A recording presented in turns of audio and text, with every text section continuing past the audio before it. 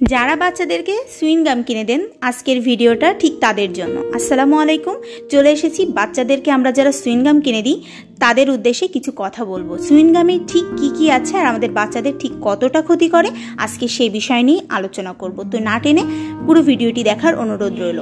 একটা সুইং গামেই কিন্তু থাকে 100 থেকে 3000 মাইক্রোপ্লাস্টিক, আর যা কিনা ঢুকছে আপনারই শিশুর পেটে।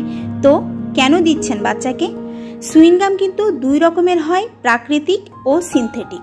আমরা শিশুদের যে সুইং গাম কিনে দিই সেগুলো কিন্তু সিনথেটিক হয়, তবে প্রাকৃতিক হোক বা সিনথেটিক সব ধরনের সুইং গামে কিন্তু রয়েছে মাইক্রোপ্লাস্টিক।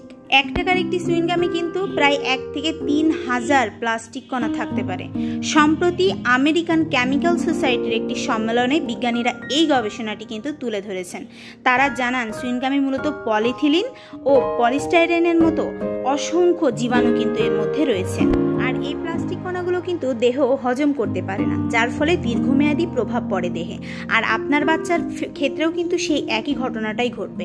সেই প্রভাবগুলো সম্পর্কে কিন্তু এখনো নিশ্চিত হওয়া যায়নি, তবে এ ধরনের পণ্য থেকে দূরে থাকাই উত্তম। আর আমি এই তথ্যসূত্রটা পেয়েছি কিন্তু আমেরিকান কেমিক্যাল সোসাইটি থেকে। আপনারাও কিন্তু সার্চ দিয়ে দেখে নিতে পারেন আমি তথ্যটা ভুল দিয়েছি কিনা। সবাইকে অসংখ্য ধন্যবাদ এবং সবাই সতর্ক।